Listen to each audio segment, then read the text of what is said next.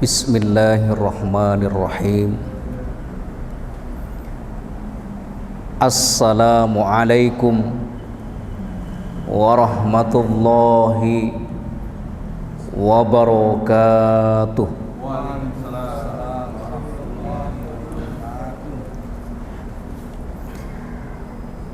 Alhamdulillahi rabbil alamin. Alhamdulillahilladzi hadana lihadza wa ma kunna linahtadiya laula an hadanallah. Asyhadu an la ilaha illallah wahdahu la syarikalah wa asyhadu anna Muhammadan abduhu wa rasuluh. Nusalli wa nusallim ala habibina wa qudwatina wa qurrati a'yunina Muhammadin sallallahu alaihi wasallama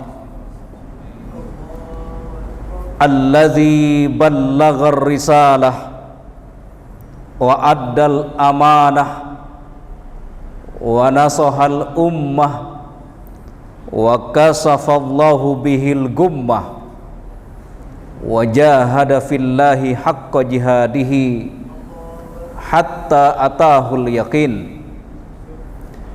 Yaqulullahu tabaraka wa ta'ala fi muhkami tanzilihi, a'udzu billahi minasy syaithanir rajim.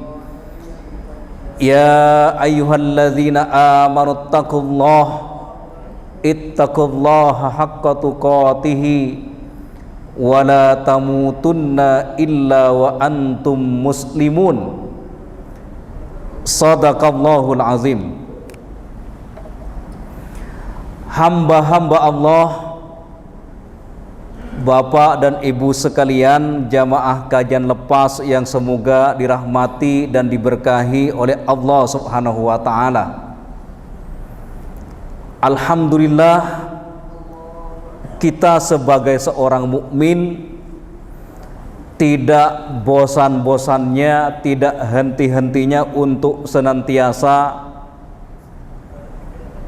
bersyukur kepada Allah Subhanahu wa taala atas berbagai macam limpahan rahmat dan karunia yang Allah berikan kepada kita. Sampai detik ini dengan izin Allah Subhanahu wa taala kita masih bisa melaksanakan berbagai macam aktivitas di dunia ini. Sampai detik ini jasad dan ruh kita belum terpisah. Itu artinya Allah Subhanahu wa taala memberikan berbagai macam peluang kepada kita agar kita gunakan untuk melipat gandakan amal-amal kebaikan kita, sekaligus kita gunakan sebagai sarana, sebagai instrumen untuk mempersembahkan amal-amal yang terbaik untuk Allah Subhanahu wa taala. Semoga hadirnya kita dalam majelis ini dicatat oleh Allah Subhanahu wa taala sebagai amal soleh yang kelak pada hari kiamat akan memperberat timbangan kebaikan kita. Amin amin ya rabbal alamin. Bapak dan Ibu sekalian, pada kesempatan ini kita akan melanjutkan kajian kitab At-Tazhib fi Adillati Matnil Ghayah wat Takrib. Kitab At-Tazhib ini adalah syarah dari kitab yang sangat terkenal, yaitu Matnul Ghayah wat Takrib, atau dikenal dengan Matan Abi Syuja. Tapi yang menarik Bapak dan Ibu sekalian, selama ini kita membaca kitab-kitab matan itu tidak ada dalilnya. Tapi alhamdulillah kitab At-Tadhib ini menjelaskan matan Abi Suja ini berdasarkan dalil-dalil baik itu dari Al-Quran, As-Sunnah, juga asar dari salafus soleh. Nah, Bapak dan Ibu sekalian, pada kesempatan ini kita akan membahas tentang beberapa kewajiban kita sebagai seorang muslim terhadap mayit atau orang yang telah meninggal dunia. Di dalam kitab Matnul Ghayah wat Takrib dikatakan, wa yalzamu fil mayyiti arba'atu asya'a. Ada 4 kewajiban seorang muslim yang masih hidup terhadap mayit atau orang yang telah meninggal dunia. Dan di antara kewajiban kita sebagai seorang muslim terhadap mayit itu adalah dijelaskan di sini ada 4 perkara. Yang pertama, Bapak dan Ibu sekalian, kewajiban kita terhadap mayit itu adalah ghusluhu. Tapi sebelum saya bahas di sini adalah kewajiban di sini adalah bukan fardu ain, tapi termasuk fardu kifayah. Fardu kifayah itu maksudnya adalah kewajiban yang apabila dilakukan oleh kaum muslimin atau sekelompok kaum muslimin, maka kaum muslimin yang lain yang tidak melaksanakan kewajiban tersebut, kewajibannya menjadi gugur. Akan tetapi kalau di sebuah tempat, di sebuah kampung, di sebuah desa, tidak ada kaum muslimin yang melaksanakan kewajiban kifayah itu atau fardu kifayah itu, maka semua kaum muslimin itu berdosa. Oleh karenanya di sini dikatakan yang pertama, kewajiban pertama kita sebagai seorang muslim terhadap mayit itu adalah ghusluhu, memandikannya.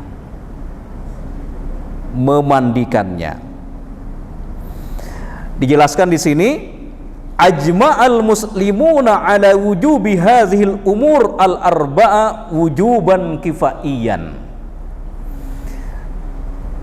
Semua ulama kaum muslimin berkonsensus, bersepakat bahwa 4 kewajiban tersebut adalah wujuban kifaiyan, adalah wajib kifayah.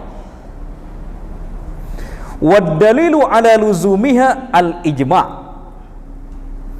yang menjadi dasar 4 kewajiban tersebut, 4 kewajiban kita terhadap mayit itu dasarnya adalah ijma'ul ulama. Ijma'ul ulama. Semua ulama sepakat, apakah itu mazhabnya mazhab Hanafi, mazhab Maliki, mazhab Syafi'i, mazhab Hambali, bahkan pada waktu itu ada puluhan mazhab yang pernah ada tapi sekarang tidak ada. Di antaranya mazhab As-Sawri, mazhab Al-Auza'i, dan mazhab-mazhab yang lain. Tapi ada juga yang masih eksis namanya mazhab Az-Zahiri. Mazhab Az-Zahiri yang itu didirikan oleh Abu Daud Az-Zahiri. Kemudian pada generasi berikutnya dilanjutkan oleh Imam Ibnu Hazm Al-Andalusi. Itu penerus dari mazhab Az-Zahiri. Bapak dan Ibu sekalian yang dirahmati oleh Allah Subhanahu wa taala. Wa takfinuhu. Saya jelaskan dulu secara global, secara umum terhadap 4 kewajiban ini. Yang kedua adalah wa takfinuhu, yaitu mengkafaninya. Wassalatu alaihi. Yang ketiga adalah, kewajiban yang ketiga adalah mensolatkannya. Dan yang keempat adalah wadafnuhu, menguburkannya. Yang pertama adalah memandikannya, mengkafaninya. Yang kedua mengkafaninya. Yang ketiga mensolatkannya. Dan yang keempat adalah menguburkannya. Itulah 4 kewajiban kita yang masih hidup terhadap mayit. Kemudian dijelaskan juga dalam matan ini, ya, dalam matan Abi Suja ini, wasnani la yugassalani wa la yusalla alaihima. Ada 2 kelompok yang tidak wajib disolatkan dan juga tidak dimandikan. Ada 2 kelompok yang tidak perlu dimandikan dan juga tidak disolatkan.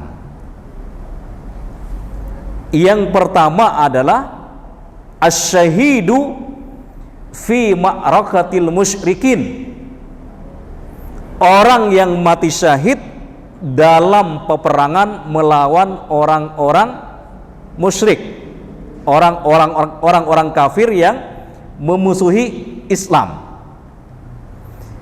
Nah, mereka termasuk kategori syahidud dunya wal akhirah.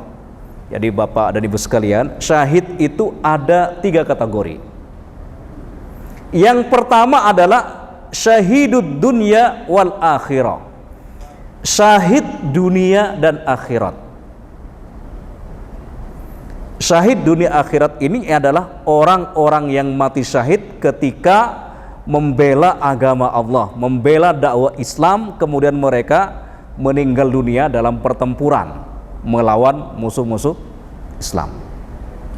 Nah, mereka yang syahid dunia dan syahid akhirat ini tidak perlu dimandikan dan juga tidak disolatkan.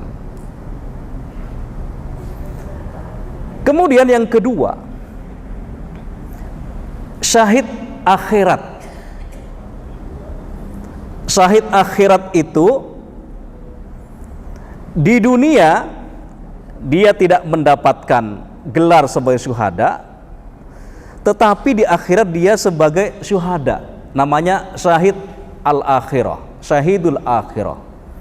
Kan dikatakan dalam hadis itu kan, barang siapa yang meninggal dunia karena benturan, terkena benturan atau gempa, ya, maka dia mati syahid. Ini syahid akhirat. Barang siapa yang meninggal dunia dalam kondisi karena sakit perut, maka dia syahid. Seorang perempuan yang melahirkan anaknya kemudian meninggal dunia, itu juga mati syahid. Orang yang meninggal dunia dalam kondisi tenggelam di lautan, dia adalah mati syahid. Orang yang meninggal dunia dalam kondisi terbakar, maka dia adalah mati syahid.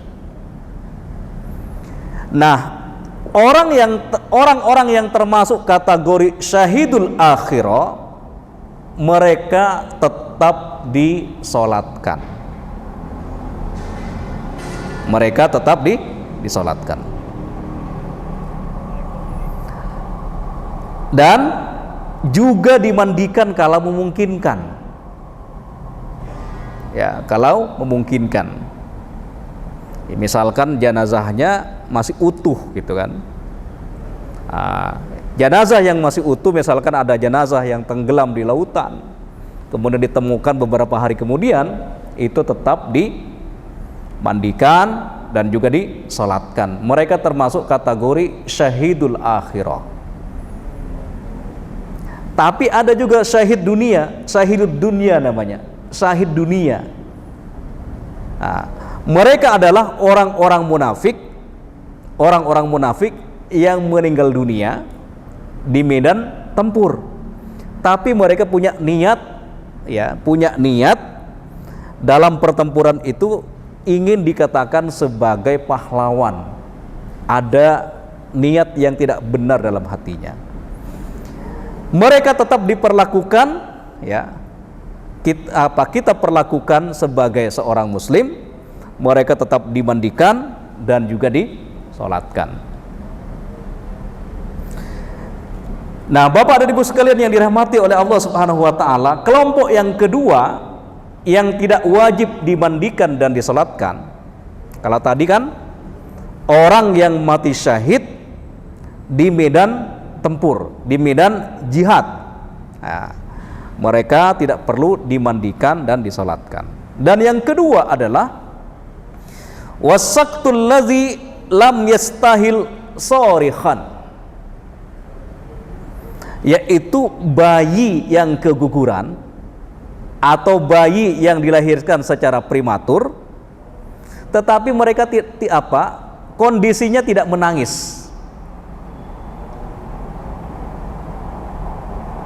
Kondisi bayi yang keguguran itu dalam kondisi tidak menangis, maksudnya belum sempurna gitu kan ya, belum sempurna sehingga masih berbentuk alaqah ya, berbentuk zigot dan seterusnya. Nah, dua kelompok ini itu tidak perlu dimandikan dan juga disolatkan. Nah, Bapak dan Ibu sekalian yang dirahmati oleh Allah Subhanahu wa taala, apa dalilnya? Ya. Dalil bahwa orang yang mati syahid di medan tempur itu tidak perlu dimandikan dan disolatkan. Dalilnya diriwayatkan oleh Al-Imam Al-Bukhari. Akhrajal Bukhari an Jabir radhiyallahu anhu wa Abu Daud an Anas, juga diriwayatkan oleh Imam Abu Daud dari Anas bin Malik, annan nabiyya sallallahu alaihi wasallam amara fi qatla Uhudin, bahwasanya Nabi sallallahu alaihi wasallam memerintahkan orang-orang yang mati syahid di perang Uhud bidafnihim fi dimaihim. Nabi memerintahkan para sahabat yang mati syahid dalam perang Uhud, Nabi memerintahkan menguburkan mereka dengan darah mereka, dengan darah yang berlumuran yang ada pada tubuh mereka. Walam yughsalu, mereka para jenazah syuhada di perang Uhud itu juga tidak dimandikan, walam yusalla alaihim, dan juga mereka tidak disolatkan. Jadi orang-orang yang meninggal dunia dalam pertempuran membela agama Allah Subhanahu wa taala, ya, berdasarkan hadis Rasulullah sallallahu alaihi wasallam, ya, mereka yang para syuhada di perang Uhud itu mereka langsung dikuburkan bersamaan dengan pakaian yang mereka gunakan, bahkan darah mereka juga tidak dibersihkan, karena darah itu nanti akan menjadi saksi di hadapan Allah Subhanahu wa taala.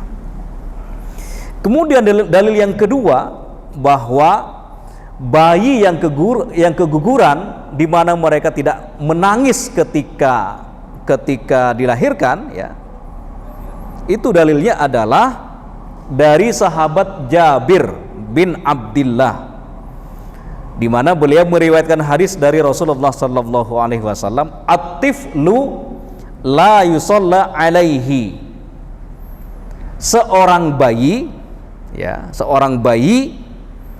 yang dilahirkan tidak dalam kondisi menangis, la yusalla alaihi, tidak perlu disolatkan, wala yarisu wala yurasu, dia juga tidak mewariskan, ya, ketika meninggal dunia tidak mewariskan sesuatu, wala yurasu, dan juga tidak mendapatkan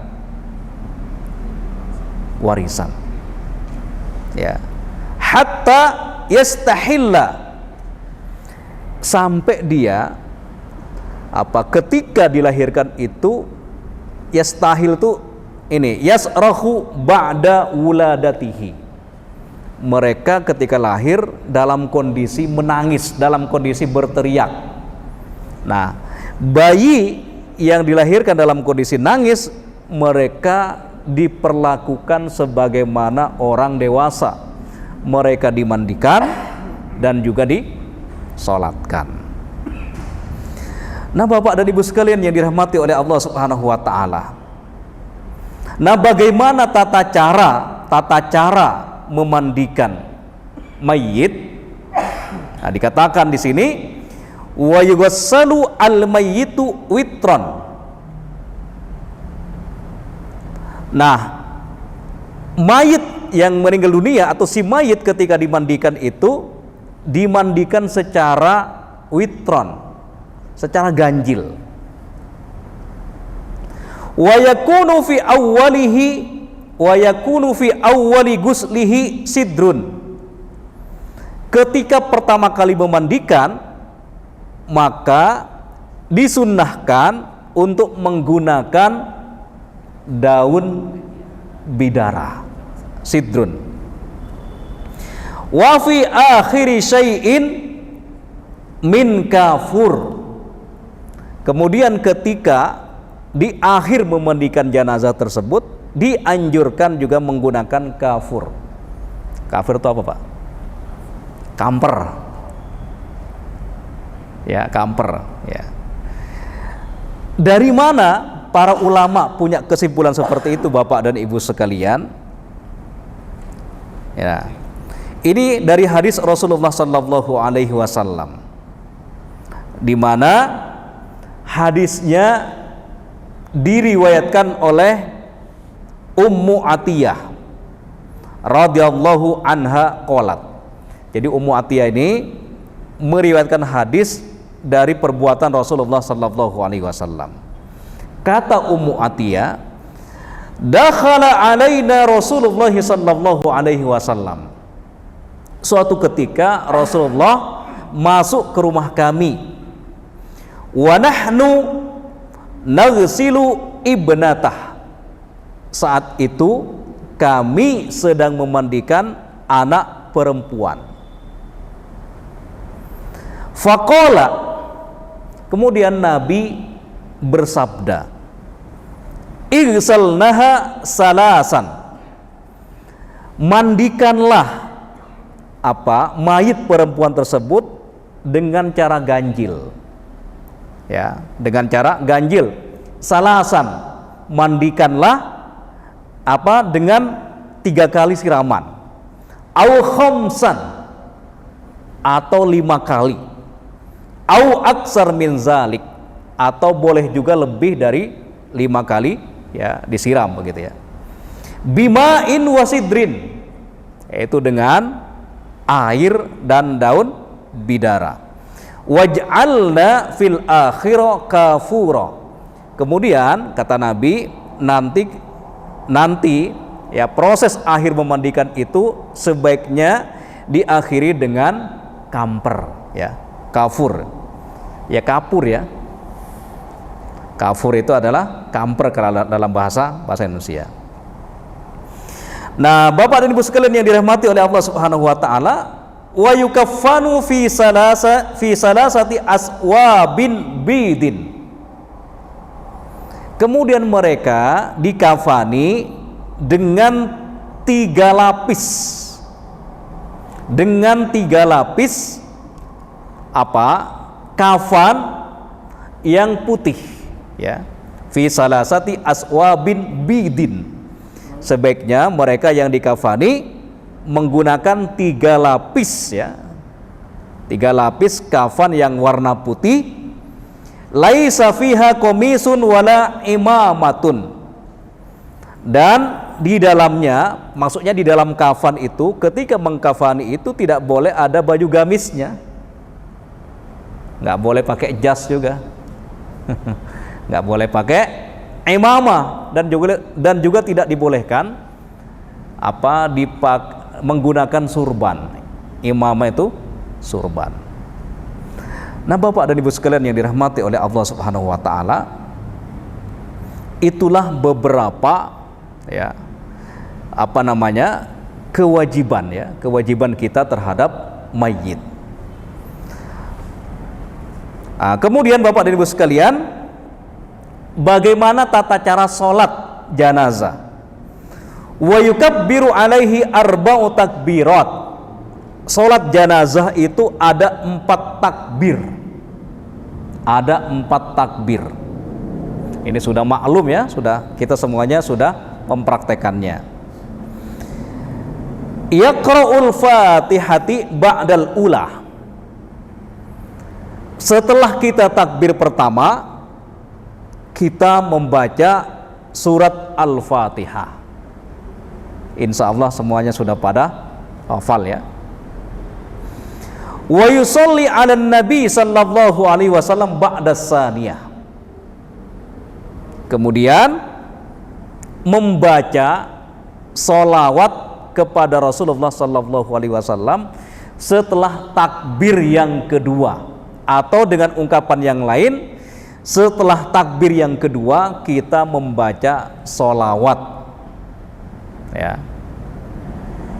Sholawat ini Allahumma sholli ala Muhammad wa ala ali Muhammad kama shollaita ala Ibrahim wa ala ali Ibrahim wa barik ala Muhammad wa ala ali Muhammad kama barakta ala Ibrahim wa ala ali Ibrahim fil alamin innaka Hamidum Majid. Ya. Itulah sholawat ya. Tapi ada juga, kalau dalam mazhab Syafi'i itu ada sayyidinanya juga ya. Tapi memang yang utama itu adalah keluar dari perdebatan itu ya. Al-khuruju minal khilaf mustahaf ya. Walaupun di situ ada perdebatan ya, tapi disunnahkan oleh para ulama, keluar dari berbagai macam khilafiyah itu dianjurkan. Nah, wa yad'u lil mayyiti ba'da salisah. Apa yang kita baca, doa apa yang kita baca setelah takbir ketiga? Ya. Di sini dikatakan agak panjang di sini doanya nih. Ini jarang dipraktekkan oleh kita-kita sepertinya nih ya. Doanya begini. Allahumma hadza abduka wabnu abdaika kharaja min rauhid dunya wa sa'atiha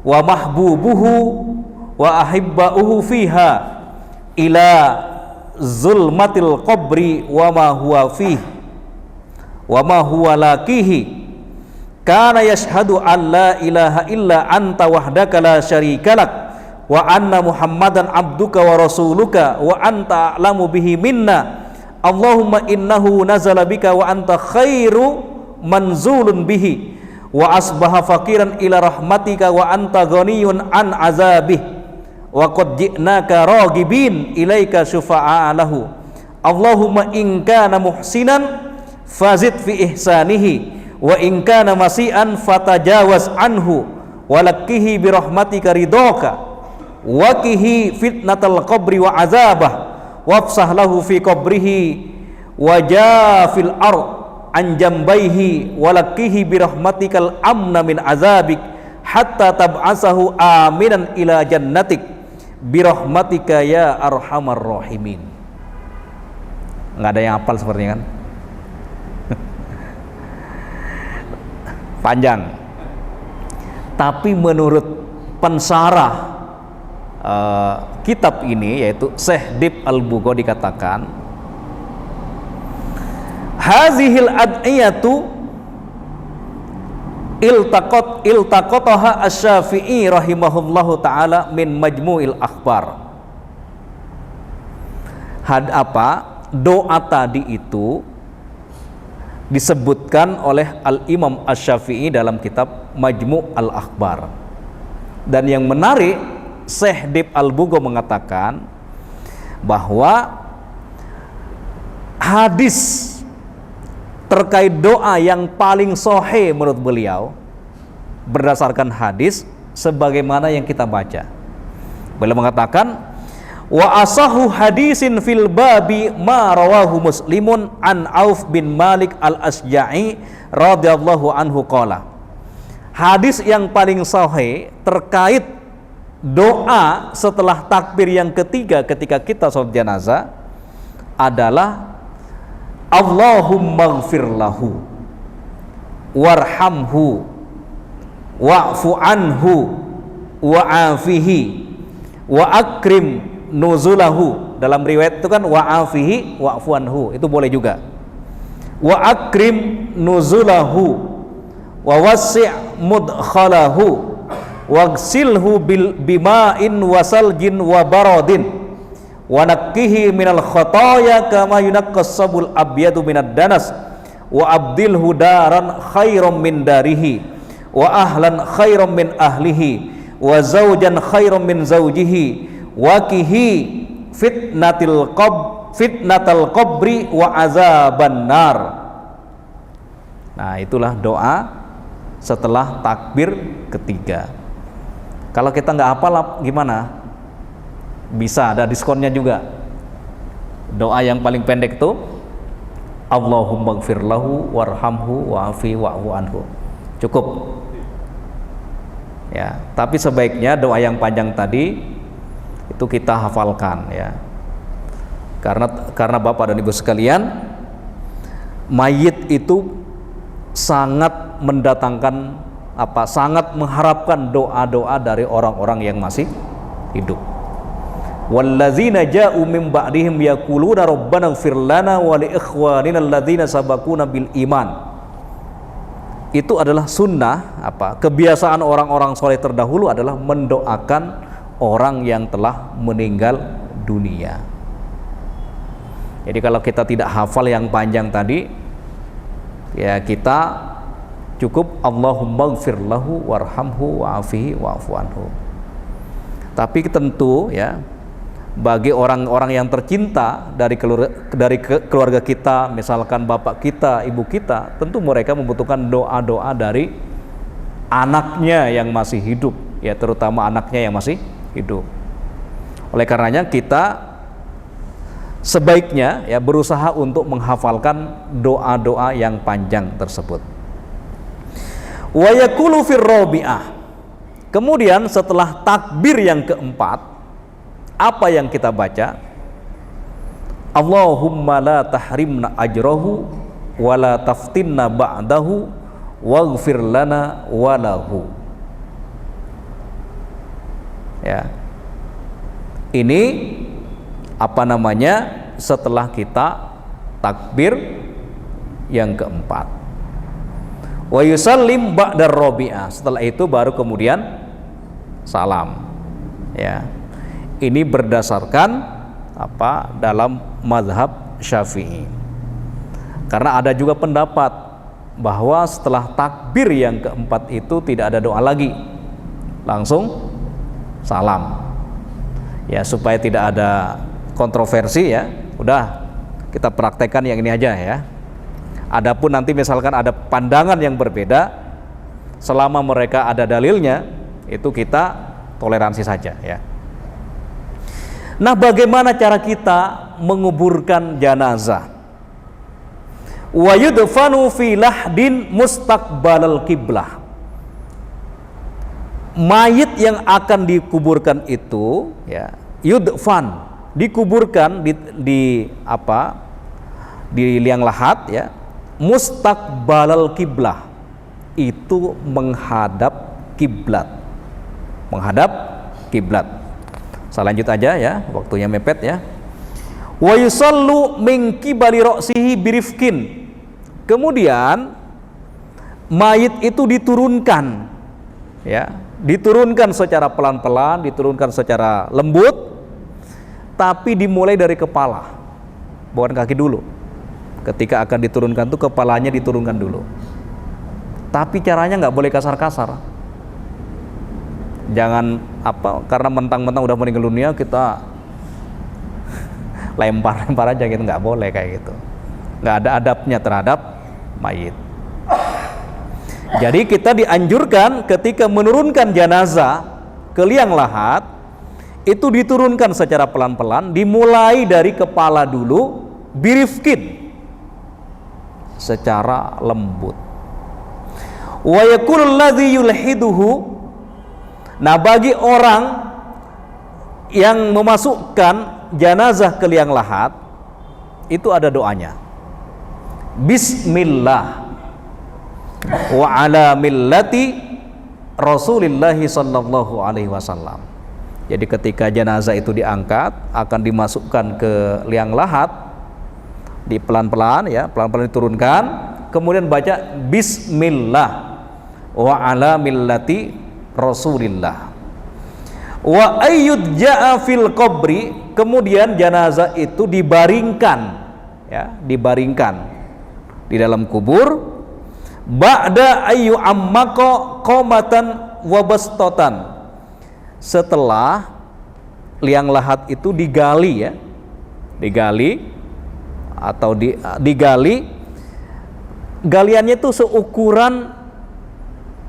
seukuran apa namanya, panjangnya manusia, dianjurkan begitu. Jangan sampai segini ya, ya kira-kira seginilah. Dalamnya itu dianjurkan apa namanya, sepanjang apa namanya, sepanjang manusia, setinggi kita dalamnya itu. Bastotan, dan juga dianjurkan itu agak luas ininya ya, agak luas liang lahatnya, kira-kira berapa ini lah ya. Tapi jangan sampai terlalu ini ya, terlalu tidak dalam tuh apa namanya, jangan sampai terlalu dangkal, kecuali darurat ya. Kalau darurat ya beda lagi ya. Nah, Bapak dan Ibu sekalian, kemudian saya bacakan aja, wa yusattihu al-qabro. Ini yang menarik ini di sini dalam mazhab Syafi'i ya, itu menyunnahkan untuk meratakan kuburan. Ini dalam mazhab Syafi'i loh. Wa yusattihu al-qabro, dianjurkan untuk meratakan kuburan, tidak ada apa namanya, tidak ada tumbukan di atasnya. Wala yubna alaihi wala yujassasu, dan juga tidak dibangunkan sesuatu di atasnya, tidak disemen. Wala yujassasu, dan juga tidak diplester dengan semen. Ini dalam matan Abi Suja ya. Jadi dianjurkan kuburan itu sebagaimana di Mekah itu, di Ma'la itu kan ada kan, di Ma'la itu rata aja gitu kan, itu sunnahnya ya. Wala ba'sa bil buka'i 'alal mayyit. Nah, bagaimana hukum orang yang menangisi mayit? Wala ba'sa bil buka'i 'alal mayyit, tidak mengapa bagi orang yang menangisi mayit, karena ketika salah satu putra Rasulullah sallallahu alaihi wasallam, yaitu yang bernama Ibrahim, Nabi itu menangisi atas kepergian anaknya yang bernama Ibrahim. Nah, jadi boleh menangis itu. Yang tidak boleh itu adalah min ghairi nauhin. Boleh menangis tapi tidak boleh diikuti dengan meronta-ronta. Atau dalam bahasa fikih namanya niyahah. Niyahah itu nangis yang berlebihan ya, seolah-olah tidak ada tidak terima dengan takdir Allah Subhanahu wa taala. Ya, di sini dikatakan niyahah itu kullu fi'lin au qaulin yatadammanu idhar al-jaza. Setiap ucapan atau perbuatan yang menunjukkan sedih berlebihan, wa yunafi al-inqiyad wal istislam liqada'illahi ta'ala, sehingga seolah-olah mereka tidak menerima takdir dan ketentuan Allah Subhanahu wa taala. Jadi boleh menangis tapi enggak boleh meronta-ronta. Wala syakki jaibin, dan juga tidak boleh sampai merobek-robek pakaiannya. Ya, sampai merobek-robek gini kan, dari saking sedihnya. Jadi menangis itu adalah fitrah. Yang namanya seseorang lagi dalam kondisi sedih pasti akan menangis. Waktunya ya, Ustaz ya. Ya, barangkali ada, tapi saya lanjut aja ya. Wa yu'azza ahluhu ila salasati ayyam min dafnihi. Dianjurkan kita yang masih hidup ini bertakziah kepada keluarga si mayit. Batasannya seperti apa? Ila salasati ayyamin min dafnihi, 3 hari setelah dikuburkan. Ya, 3 hari setelah dikuburkan. Wala yudfanu isnani fi qabrin illa lihajatin. Dan juga tidak boleh menguburkan 2 orang dalam satu kubur. Tidak boleh menguburkan 2 orang dalam satu kubur illa lihajah, kecuali ada darurat, kecuali ada hajat. Misalkan dalam ada orang meninggal dunia secara kolektif ya, bareng-bareng. Ada gempa bumi tiba-tiba misalkan korbannya itu ribuan. Ya seperti dulu di Aceh itu kan. Kalau mereka tidak segera dikuburkan, itu akan menyebabkan bau busuk yang sangat luar biasa. Itu boleh. Ya, misalkan di sini dikatakan bisa babi wabain yamutu bihil kasiru minan nas. Misalkan ada wabah. Misalkan ada taun, kalau dulu itu ada taun. Ya, kemarin ada corona kan? Ya.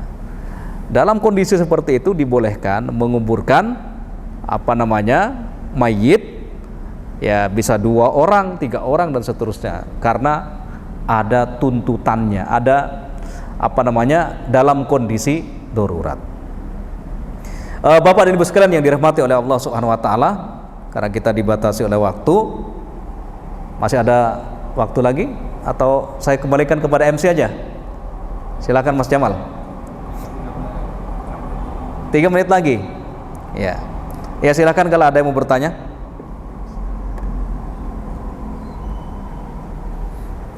Ya, sepertinya nggak ada.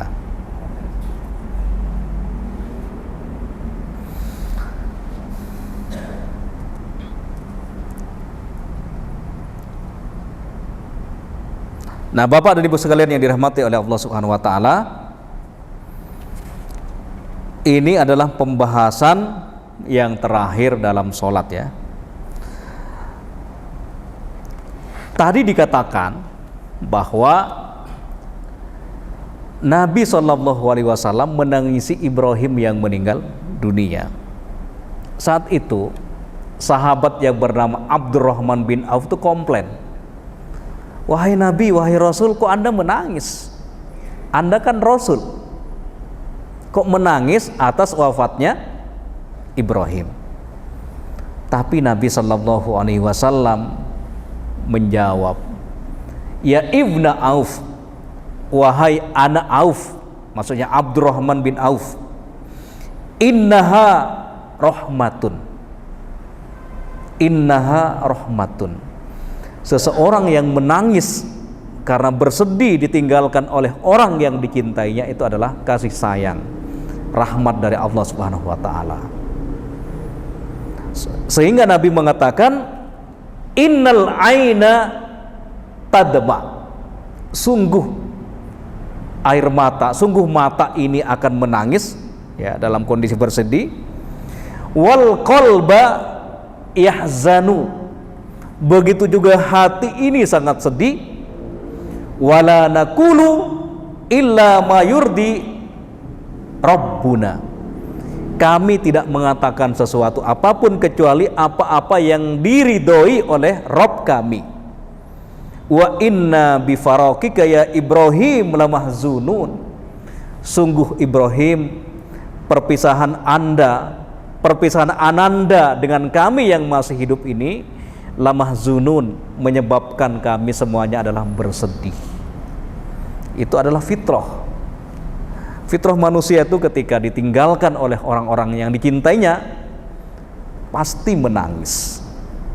Tapi jangan sampai tangisan kita sampai meronta-ronta, sampai merobek-robek pakaian kita. Itu yang tidak dibenarkan, yang tidak dibolehkan oleh ajaran Islam. Bapak dan Ibu sekalian yang dirahmati oleh Allah Subhanahu wa taala, barangkali itu yang bisa saya sampaikan. Kita akhiri dengan hamdalah. Alhamdulillahirabbil alamin. Subhanaka Allahumma wa bihamdika asyhadu an la ilaha illa anta astaghfiruka wa atubu ilaik. Assalamualaikum warahmatullahi wabarakatuh.